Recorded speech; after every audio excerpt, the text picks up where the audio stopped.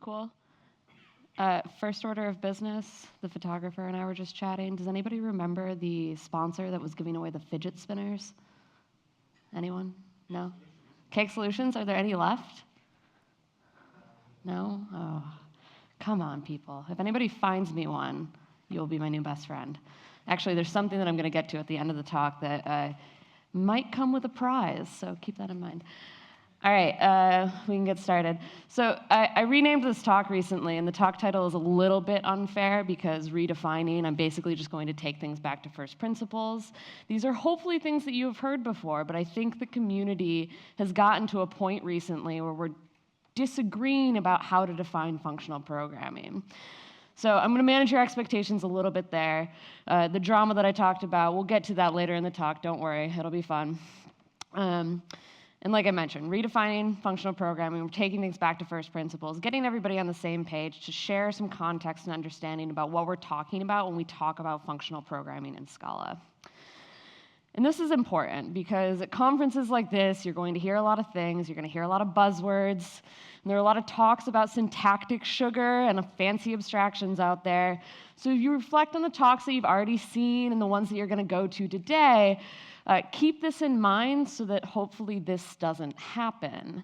By the way, this is not a real book, and I had to mention that because the last time I gave this talk, somebody asked me where they could buy it, so just for the record, this is farce. All right, despite the fact that functional programming has been around for over 50 years, we're still arguing about how to define it, and this is especially relevant because last year, this so-called standardized ladder of functional programming came out, and I was talking about this with someone yesterday, and if any of you were in the keynote this morning and woke up for it, this is somebody that was trying to be provocative by creating this ladder. You can't read it, but it goes from beginner skills at the top with skills like immutable data, all the way down to expert with skills like graph reduction and profunctor optics.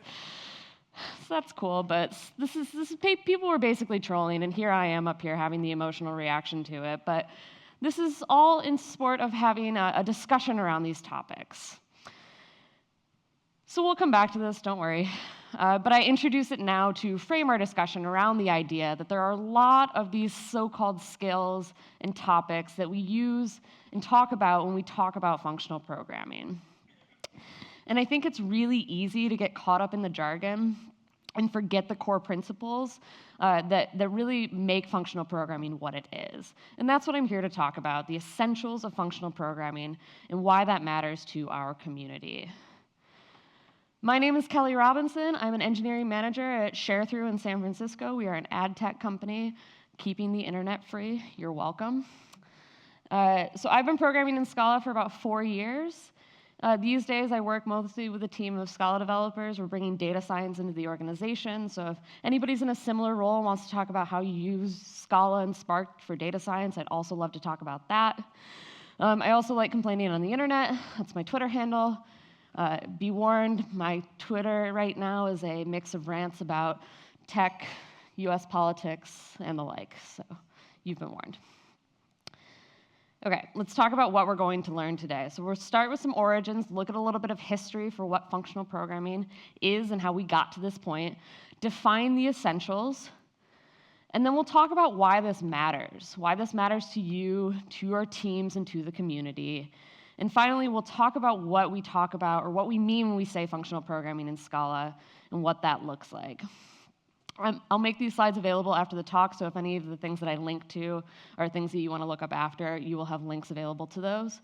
After the talk, I will tweet out the link to the slides. All right, let's start with some history. Excuse me. So first of all, when we talk about functional programming, we call functional programming a paradigm. And what do we mean when we say paradigm? A paradigm is a style or a way of doing something. It is not a concrete thing like a language. You can program in a style like functional programming in any language, but some languages make it easier to program in that style than others do. And that's an important distinction to make right away. Like I mentioned, it's just a style, and you can do it in whatever language you choose. Scala is an example of a language that makes it easy to program in the functional programming paradigm. And we'll talk about reasons for that later. how did we get here? How do we get to this paradigm? So Jose Calderon, who helped me a lot with this talk, put it very well. He said, in the same way that music is not a set of instruments, functional programming is not a set of abstractions that we need to learn and memorize. And he goes on to say that functional programming is an approach to solving computational problems, an approach. Let's look at some of the history that led us to this approach. Dating back to the 1930s, we can look at the Lambda Calculus. This is when Alonzo Church, pictured here, introduced this idea of the Lambda Calculus. And Church was a mathematician, and so what he figured out was a way to represent computation using what we now know as functions. And the Lambda Calculus is one of those buzzwordy things that might sound a little intimidating. To be honest, I didn't really know what it was until recently, except for that it was one of those things that we do actually know what it is. We might just not know that it's called that, or be able to define it off the fly for someone. But this is the syntax for the Lambda Calculus, and Church created this syntax to represent his model of computation. And the Lambda Calculus has 3 parts. It uses the notion of variables. It has a way of building functions that take in those variables, and a way of applying the function to return a result. In Church's formal definition, there are no types. It's the simplest and most basic way to represent computation that there could be. There's no internal state. All functions are pure and have no side effects. And here that is translated to Scala. The Scala version is a little bit of a red herring because, like I said, there's no types in the Lambda Calculus, but it's the most simple and general definition possible. It also doesn't name its functions, which is why we often associate lambdas with anonymous functions. The Lambda Calculus could be considered one of the earliest functional programming languages, except for it wasn't a programming language, I guess, because it didn't actually run on any computers. But regardless, it's a really big foundation for theoretical computer science and for the eventual paradigm that we know as functional programming. And it's everywhere now. So from things like AWS Lambda, which is basically Amazon's offering for functions as a service. And then here is Philip Wadler, who is a functional programming researcher, and he is dressed as Lambda Man.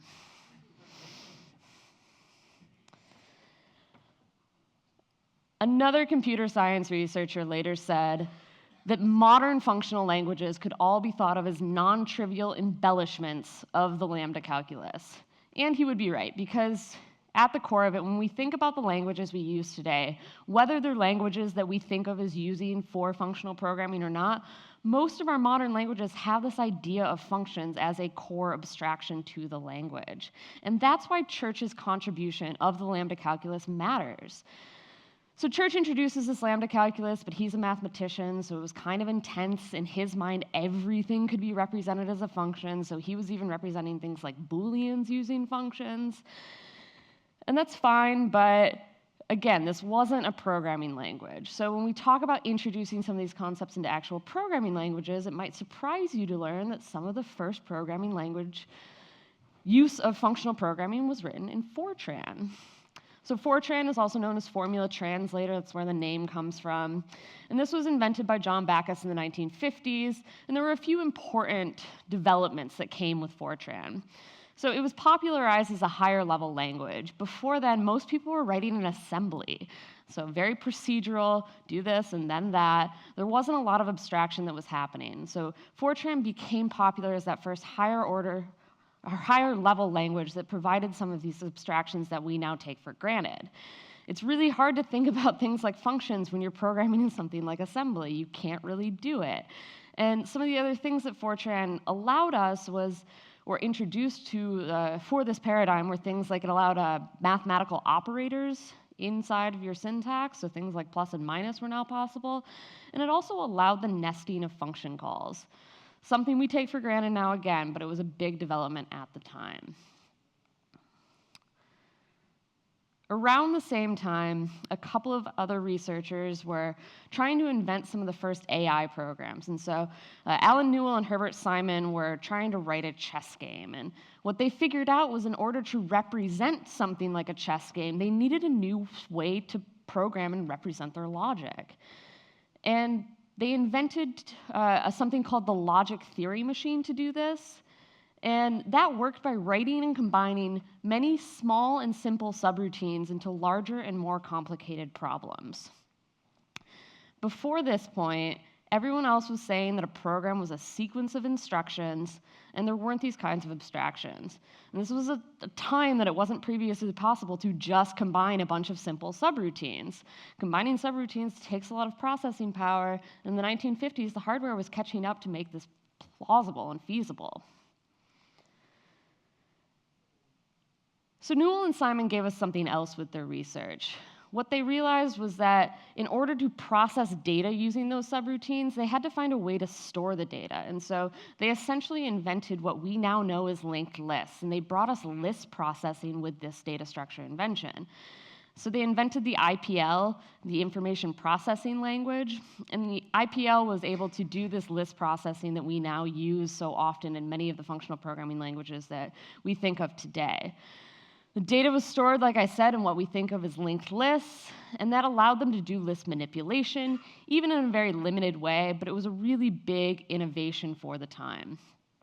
IPL also introduced more general, higher order functions, which is something that enabled recursion. What happened next was Newell and McCarthy went to this AI conference with their friend Newell and Simon, went to this AI conference with their friend John McCarthy, and McCarthy was already doing some stuff in the functional programming space. He had added some stuff to Fortran, some conditional operators to Fortran, and he was already actively involved in the development of this paradigm, but McCarthy was listening to what Newell and Simon had been doing and said, hey, those sound like pretty good ideas. I'm going to take those and build them into my new language that he named Lisp. And Lisp is widely recognized as the first mainstream functional programming language, the first general purpose functional programming language. And it took many of the ideas that we already discussed and put them into one package that made it easy to use as the programmer. It enabled the programmer to write in this functional style in a way that made sense, that was reusable, that you were able to come back to. And that's why Lisp is important, because it was the first language that combined all of these styles and really encapsulated this functional programming paradigm. Bringing all together this history that we mentioned, you can see how these concepts evolved into something that we recognize today. And this history matters because it shaped functional programming into what we now know. These concepts, so things as obscure as the logic theory machine may be, or as dated as Fortran may seem, these concepts matter because they defined the paradigm as we know it. Now you have a pretty good idea of where some of this stuff came from. One thing I wanted to highlight is that in doing this and inventing this new paradigm, these researchers weren't trying to invent a paradigm. They did this, or they discovered this new style of programming because they were trying to solve problems and they needed a new style, a new way to do things in order to make their operations and their problem make sense and work. And much of that had to do with making programming easier and more understandable to the programmer. And I think that's a huge tenet of what functional programming is. From its very beginning, functional programming was about making programming more understandable to the user. And that brings us to the essentials. And this is where I'm going to define what I want to talk about as the definition of functional programming. What are the essentials of functional programming? And why that style that was formed plays into this. Don't want to bury the lead here. If you can understand expressions and data structures, you can understand functional programming. These are the two key components of functional programming, expressions and data structures.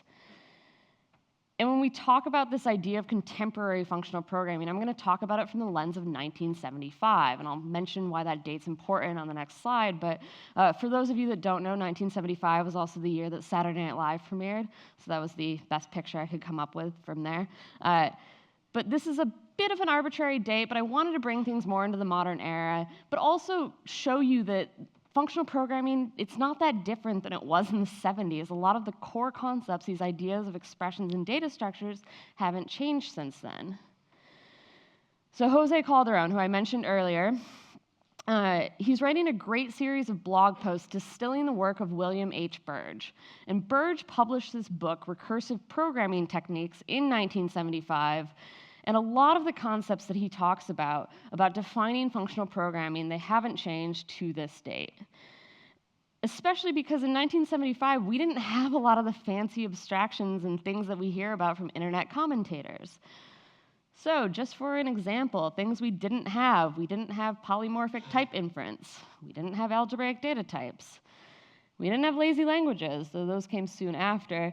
And we definitely didn't have a lot of this category theoretic terminology being applied to programming. It's okay if you don't know what half those are. I'll show you the essentials and how knowing the essentials will give you the tools and the power to be able to do what you need to do in your programs. And now we'll talk about what we do have, the fundamentals that Burge mentioned in 1975 in order to define this paradigm. First of all, functional programming. It doesn't care about your type system. It doesn't care about monads. This is not what functional programming is about. And the whole motivation for this talk was to clarify that you don't need to understand or know these things or be able to use this in your day-to-day programming in order to be a competent functional programmer. You don't need to be able to define these and be the person that's talking about this all the time in order to be a competent functional programmer. And you can replace monads and type systems here with whatever jargon you want. I think what's the one I've been hearing about a lot at this conference? What is it? Tagless final. What is it?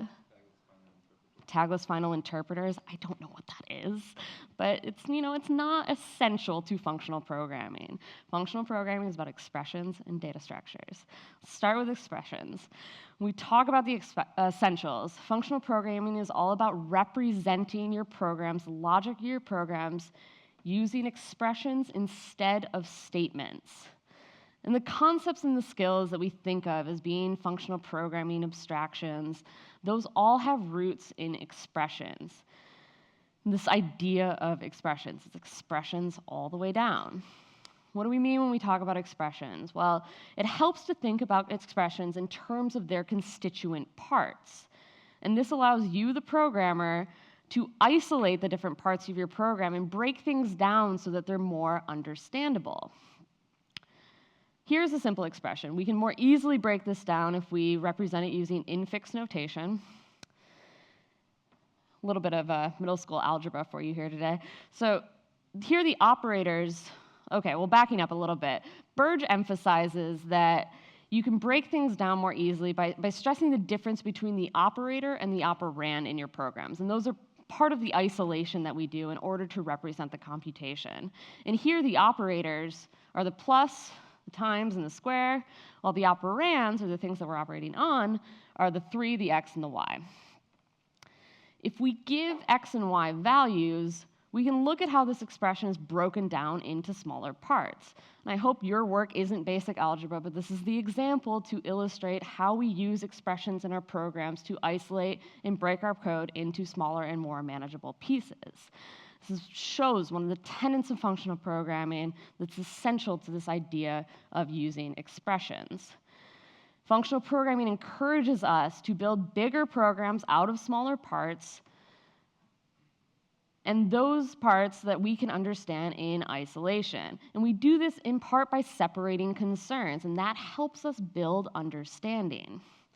And you can see how we evaluated everything piece by piece in order to achieve our final result. I wanted to quickly talk about side effects because this is something that comes hand in hand when you talk about expressions. A reminder that side effects are not inherently bad. There are side effects that are necessary, things like logging. But they do have some downsides. You want to program without side effects as much as possible in this style because side effects aren't as predictable, and they come with some, they can complicate things in certain ways. And we say a function is side effecting if it modifies state outside of its scope, so things like changing a global variable. Every time you're doing a for loop in an imperative style language, doing that I++, you're modifying state, that's a side effect. This is something that we see all the time in those types of languages. Side effects also occur when you're dealing with the world outside of your program, so anytime you make an API request or print to the console, that's also a side effect. And this approach can be fragile. It's not as predictable, but again, you need side effects to do anything useful in your programs. You're gonna have to interact with the user at some point, or your program's not gonna be very interesting or helpful to anyone. So it's a little bit about what side effects are, and now taking this back to expressions, we want to use expressions instead of statements, and some related properties of expressions that we think about are these ideas of pure functions and of immutable data. And when an expression has no side effects, we call it pure, and a pure function is also said to have this idea of referential transparency. And referential transparency is the idea that you can replace your expression by its value. So in the expression that we showed, we can replace 3x plus y with the values that we gave for x and y with 13, and that's not going to change the result. There's no side effects in there. We weren't expecting it to print anything out, to make any other calls, to tell somebody to do something. It's exactly the same as replacing the expression with the value. That's what referential transparency means. And this makes it easier to reason about the behavior of our programs. Immutable data is also a huge bonus for expressions. If we were modifying state constantly, we would lose a lot of the benefits that we talked about isolating logic and breaking our problems down. It wouldn't be as easy to reason about how things are working. Stateful programming is something that's inherently complex, and this is something that Rich Hickey talks about in his talk, Simple Made Easy, which Martin referenced in his keynote on Wednesday. And I think it's a really great talk, first of all, if you haven't seen it. But the idea that programming with state is inherently complex comes from the idea that you're mixing data and time. And those are two concepts that are hard to predictably interleave. And that's why replacing state with values, using your data, representing it using values is really valuable to you, the programmer, in order to be able to understand how things are working. It's actually a lot simpler in the long run to think about data as values. Bringing this together, most functional programming encourages the approach of using pure functions for as much of your programming as possible, of avoiding side effects until you need them, to minimize the amount of unpredictability that there is. And pure functions are also infinitely easier to unit test. And so you can think about this, and remember that this is a style. Functional programming is a style. You can use this in any language. And so if you're doing any amount of testing in your code, which I really hope all of you are, you can program in this style in your Scala code, in your JavaScript code, in your Python code, in order to be able to better unit test these individual parts, these isolated parts, and be able to get the expected result back and know how your programs are behaving. And this is a way that you can avoid using things like testing mocks as much. If you're in a program and you have to write a lot of testing mocks in order to be able to test the behavior of your code, that might be a sign that you need to break things down more. Continuing with Burge and his insights from his book, the next big insight that he had was in data structures. And so what Burge said was, instead of thinking about the location or the layout of data, he wants to think of us to think of our data in a couple of ways. So first, how do you construct the data? How do you put it together? And then how do you deconstruct the data or take it apart? And in order to represent this using Scala, we're going to create a linked list data structure. We can make this idea of constructing and deconstructing data more explicit by representing this in Scala. And there's going to be some code in the next few slides. It's there to illustrate some patterns. Don't get too hung up on the individual syntax of the slides. But we can think about constructing our list in a couple of ways. So if you're constructing a list, you're either going to have something. You're going to have a constructor, the cons, or you're going to have nothing, the null value, and then you're going to have to know what to do when you don't have anything to put in your list. And in the same vein, you can think about that when we're taking our list apart. When we're doing any kind of operation on our list, every function on that would be deconstructed using something like this. Every function is either going to have to decide what to do when it has an element in the list, or have to provide some kind of default action when it has nothing in the list. And once you have this kind of function, you can start to use this to define functions on our list. So for example, we can write a length function on our list. And in the case where we have something in the list, we add 1. When we have nothing in the list, we add 0. That's the default value.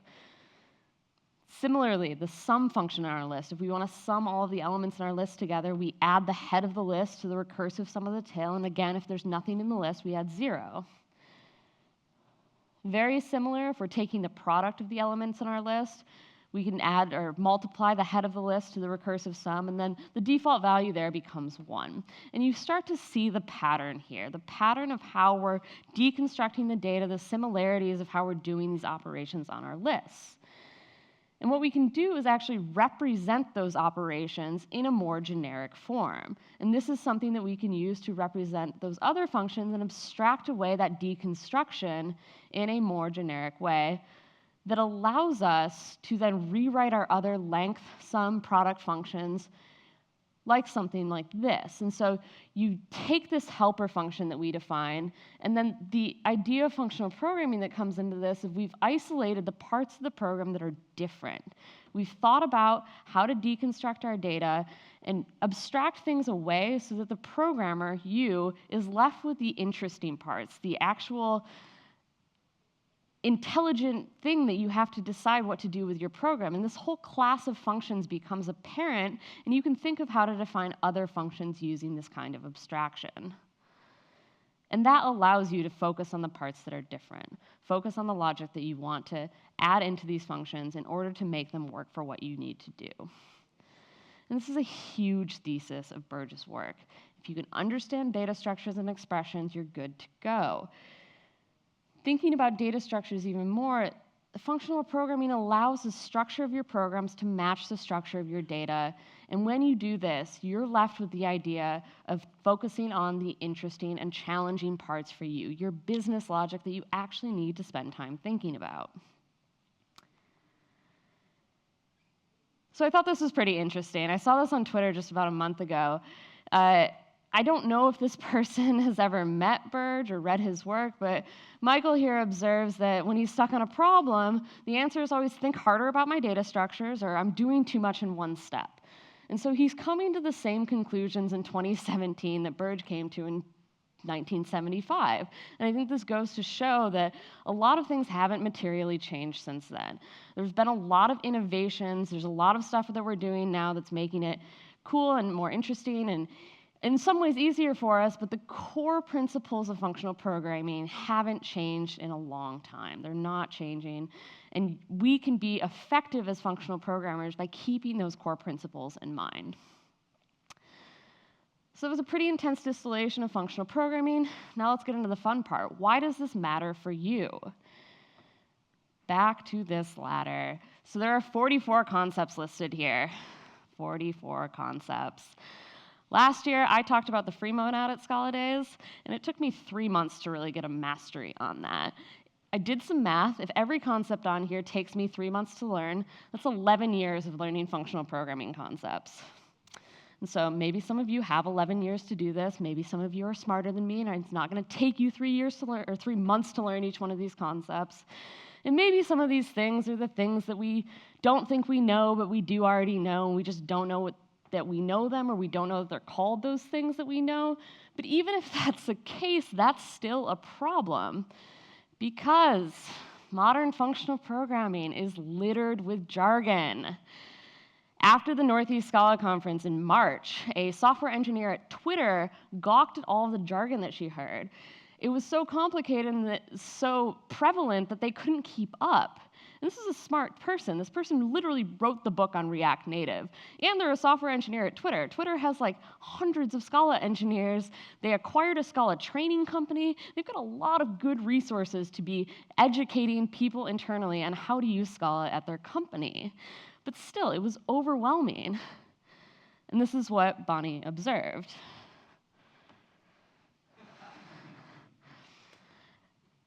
So the cool thing about this is Bonnie then took some of the concepts that she heard and looked them up, figured out what they were, wrote a blog post on it, spent her Saturday reading other blog posts, watching conference talks in order to get an understanding on a lot of this stuff. And it's really great that she did that. And I think that was really valuable, especially the fact that she wrote up the blog post talking about her findings. But not everyone is going to do that, nor should they be expected to. As Bonnie notes in the blog post that she wrote, jargon comes with an inherent cost. It needs to earn its place. And she goes on to say that it does. We use jargon all the time to share context and discuss domain-specific ideas. And that can be more efficient if everyone shares the same context. But that's a pretty big assumption right there, that everybody's on the same page, and it's a hard assumption to make depending on the context that you're in. This inherent cost that Bonnie talks about, this has been well studied. We can look at years of education research to back us up. So in education, if you're learning a new language, either for the first time that you're learning to speak or read, or if you're learning a new and foreign language, the size of your vocabulary is directly correlated with your overall comprehension and understanding of anything that you're doing. And the interesting thing is that providing new definitions for words doesn't even cut it. So in a 2000 study, a couple of researchers provided vocabulary definitions for unfamiliar words to a group of people and asked them to construct a sentence using those unfamiliar words. And when they got the sentences back, they graded them, and only about 25% of the returning sentences were deemed acceptable. So the researchers tried again. They rewrote the definitions more specifically for their audience, specifically for the participants that they had in the study, who I think were like 6-year-olds. And they crafted these definitions specifically so in a way that they thought would be useful for those participants. So they made them very good definitions. And then they got the sentences back again. And the number of acceptable sentences went up. It went up to 50%. And 50% is a lot better than 25%, but 50% is still probably, to most people's mind, failing. It's not great.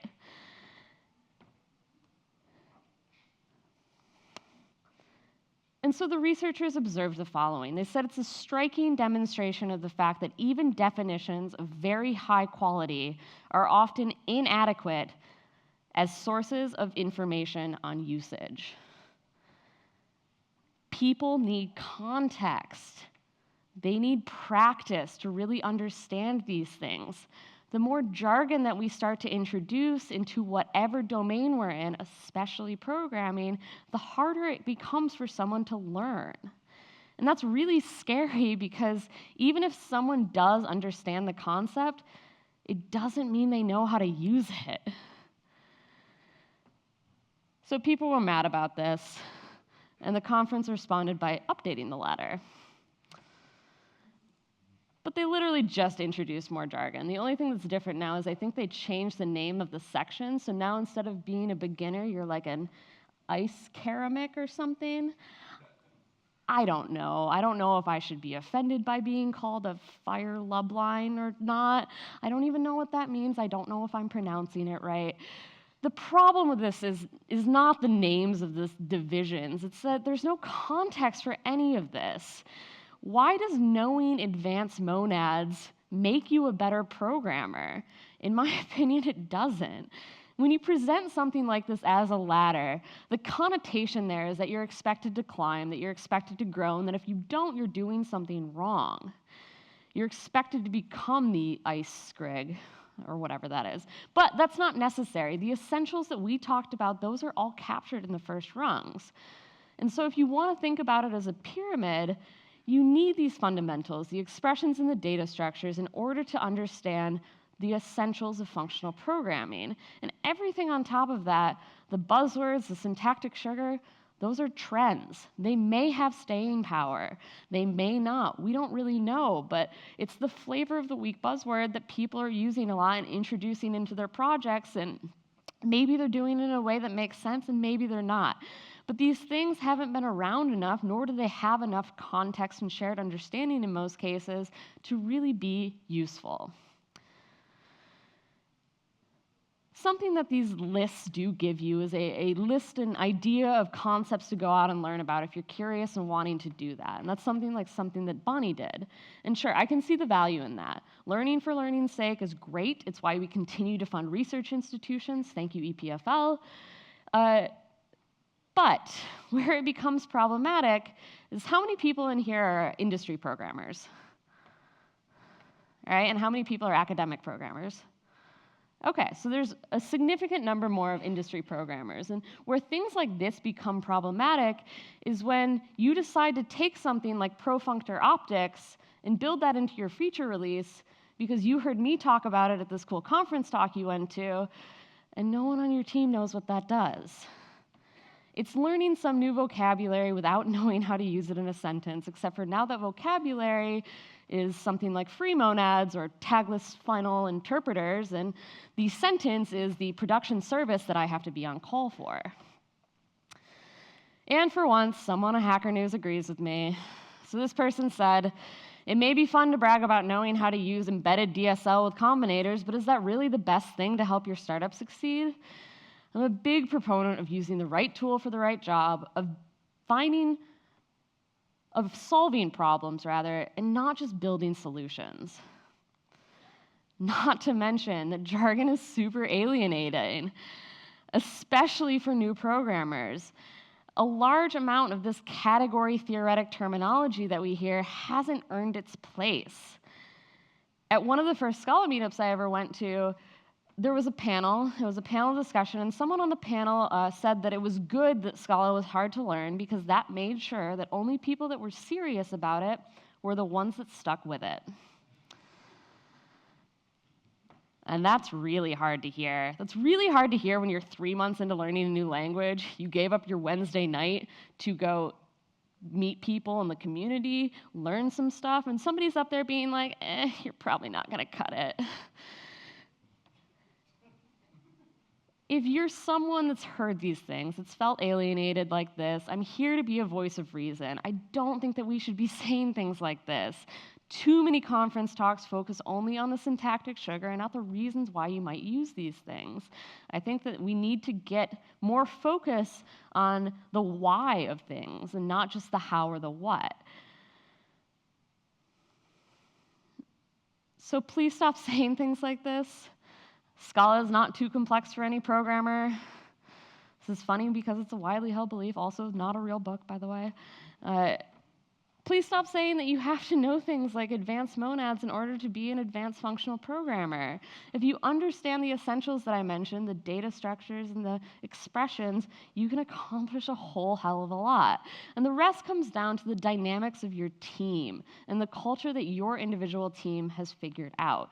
Perhaps you're working on a team that has introduced certain abstractions, introduced certain syntactic sugar, and that's great. But make sure that you're keeping in mind the overhead there, that you have a plan for bringing new people into your project, and an understanding that these are concepts and jargon that people may not be familiar with, and that are going to increase your ramp-up time.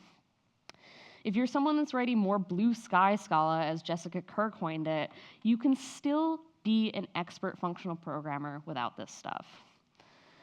And that brings us to functional programming in Scala. There are a lot of things that you can do when you talk about functional programming in Scala. I'll give you a minute to take this in.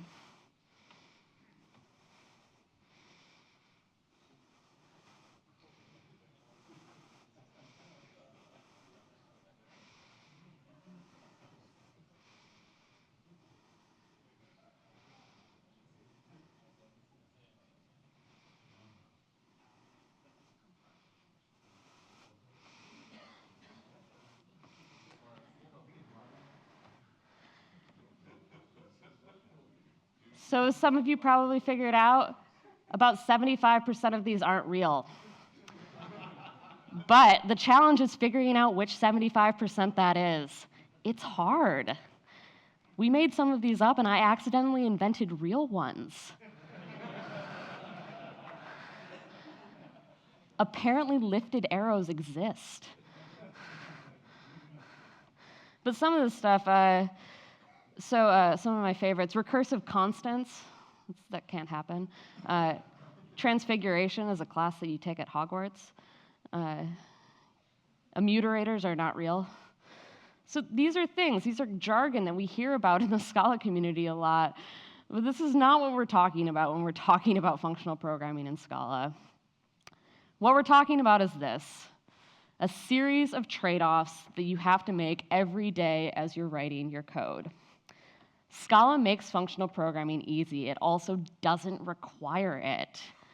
So when you're thinking about how to write your programs and how to be more functional, think back to the essentials, to expressions and to data structures. Maybe using some buzzword makes sense in your domain and makes the thing that you're trying to solve possible, but don't forget the overhead there. You might be wondering what I think about the libraries dedicated to functional programming abstractions. These libraries exist, and all I can say is that your mileage may vary. Libraries like CATS promote themselves as functional programming extensions to the Scala language. And there are completely practical reasons that you would pull these into your projects, but they can get very complicated very quickly. And one thing that I do appreciate is the folks at places like Underscore and Type Level that are doing a lot of stuff to contribute knowledge back to the community, contributing more than just these libraries, but also documentation and learning resources and how to master some of this stuff. That stuff matters. If you're interested in getting into open source, the easiest intro in my experience is contributing to the documentation. Earlier, I talked a lot about the history of functional programming. That doesn't end in 1975. It doesn't end in 2017. At the risk of sounding cliche, we're still building that history today. We're still building the future and the past of the functional programming community. We have a lot of work to do to make functional programming and Scala more welcoming. But by focusing on the essentials, and bringing the definition of functional programming back to expressions and to data structures, I think we can accomplish a lot.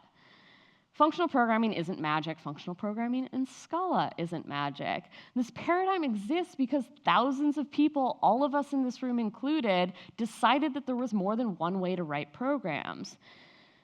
People like functional programming because it's elegant, so have fun with that. But think of the principles that we discussed in order to make your data match your programs and to break things down into more manageable pieces. Functional programming also exists because those long procedural programs are really hard to follow.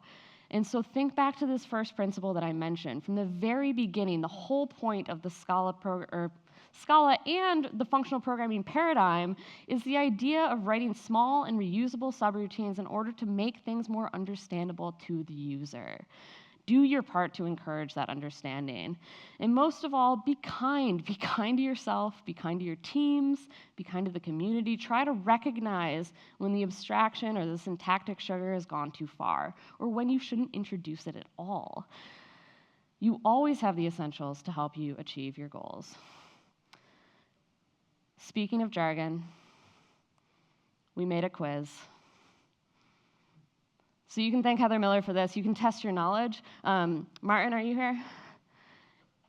Martin got he got about 66% on this quiz, so if you can beat that, you beat Martin. It's surprisingly hard, and no cheating. Come on, people. Once again, my name's Kelley Robinson. Here's my contact information, and thank you for listening.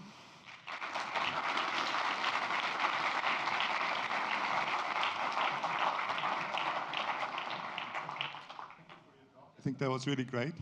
One remark on the word functional programming. I guess you showed its history really well.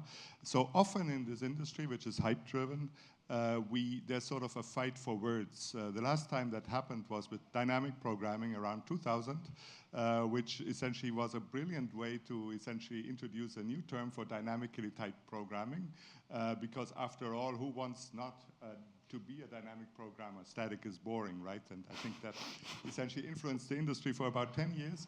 And I believe we see something like that as functional programming as well, because I'm in the WG 2.88, the functional programming working group, essentially of all the academics, Phil Wadler and everyone. And I can assure you that functional programming is not pro-functor optics. That's some part of functional programming.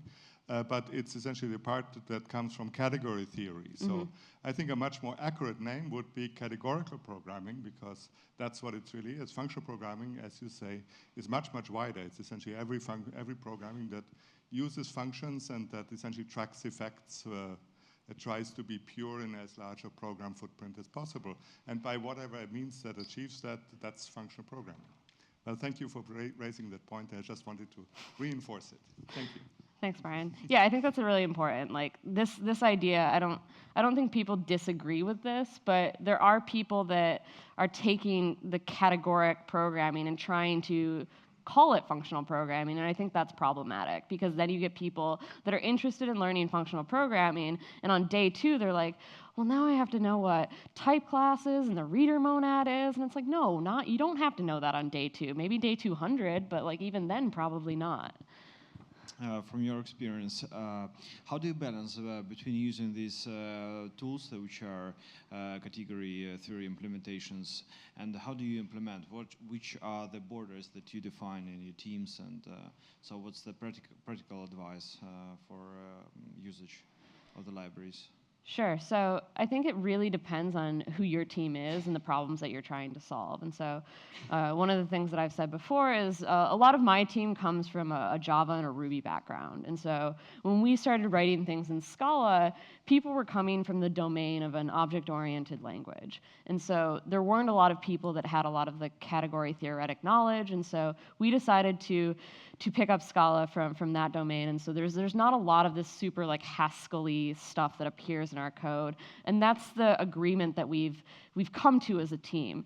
I'm actually going to pitch a talk that's today at like 3:40, I think. The CTO of TapAd's talking about how to build some of these principles around building teams in Scala, and he has a lot of really great points around this, how you can kind of condition your teams and agree on a set of principles within your team in order to do that. But I don't know anything about your team. I don't know what the backgrounds of the people are. If you were all coming from math PhDs, then yeah, maybe it makes sense to like write everything in a very type level categoric style. But I find that a lot of the teams that I've worked on in Scala aren't like that.